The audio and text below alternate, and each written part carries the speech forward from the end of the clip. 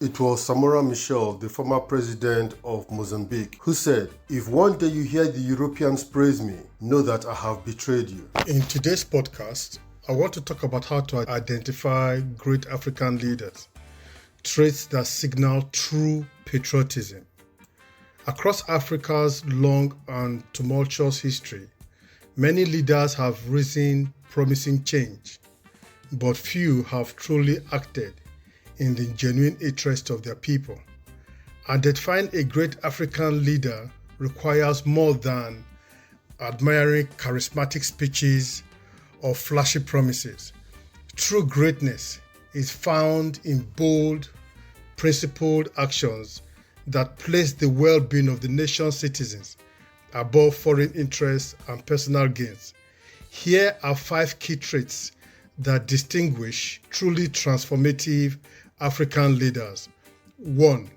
Land reform and resource sovereignty. A great African leader understands that Africa's wealth lies beneath its soil. Gold, oil, diamonds, cobalt, and other valuable minerals.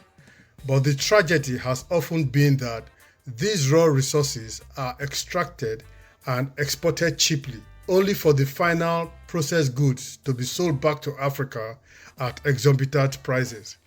A visionary leader insists that mined resources should be processed locally into final products within Africa itself. This not only retains wealth within the country, but creates industries, jobs, and technological advancements. However, such a move inevitably angers Western powers, whose economies benefit from cheap African raw materials and expensive re-imported goods. Leaders who push for this kind of economic independence often face sanctions, demonization, and wars. Obviously, a good example that is happening now is Ibrahim Traoré of Burkina Faso. Another hallmark of a great African leader is rejecting the financial chains of the International Monetary Fund, IMF, and World Bank. These loans often come with heavy political conditions, opening up local markets to foreign control, enforcing austerity, and compromising national sovereignty.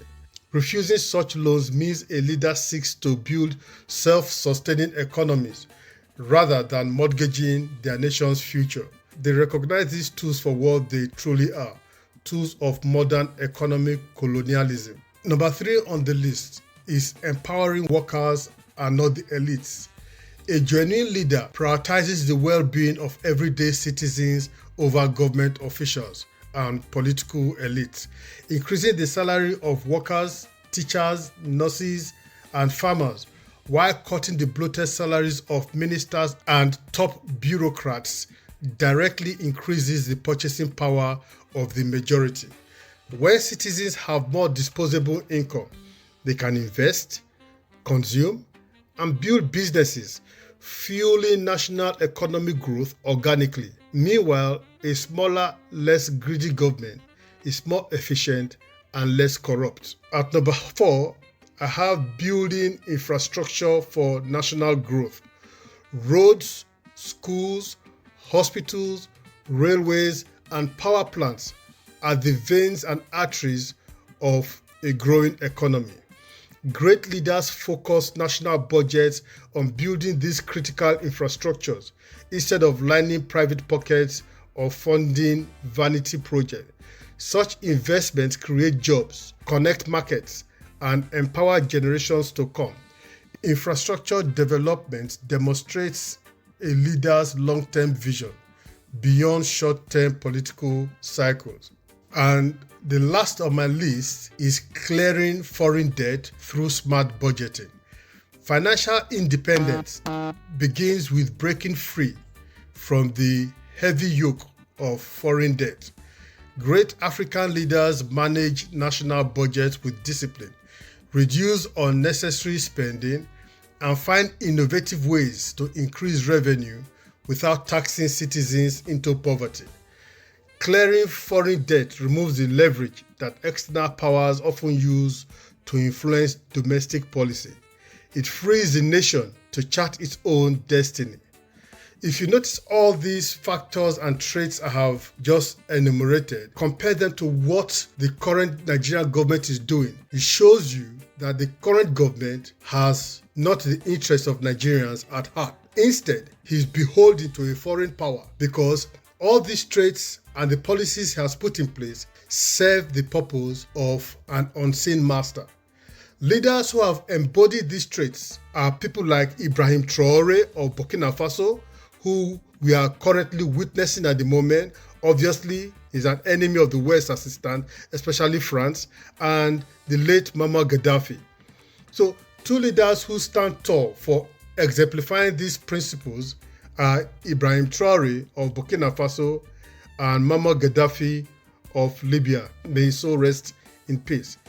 Ibrahim Traoré, despite his youth, has shown a remarkable commitment to national sovereignty. Under his leadership, Burkina Faso has shifted focus towards controlling its own resources, refusing exploitative international pressures, and rethinking relationships with institutions like the IMF and former colonial powers.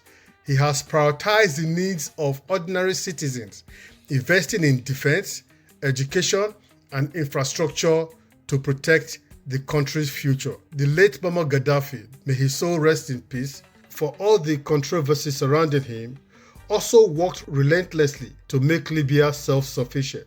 He nationalized oil wealth, used it to fund free healthcare, education, and massive infrastructure projects like the Great Man-Made River. Gaddafi reduced Libya's debt to nearly zero and had ambitious plans to create a unified African currency backed by gold, a direct threat to Western financial dominance. It's easy to see why the West viewed both leaders as threats.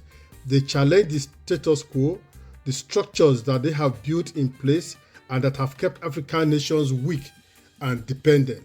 They dared to dream of true independence, not just politically, but economically. They believed Africa should not just survive, but thrive, controlling its own destiny.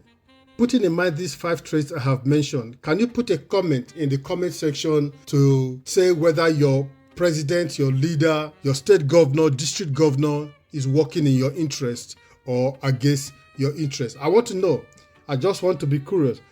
As a Nigerian, I know that definitely the current president of Nigeria is not working in the interest of Nigeria. But I want to know about all other African countries. Hello there, Nubian here from Praying Mantis Studios. If you like my content, don't forget to share, like, comment, and subscribe. Also go to my Facebook and YouTube channels to watch the whole series as a long-form content. Thank you.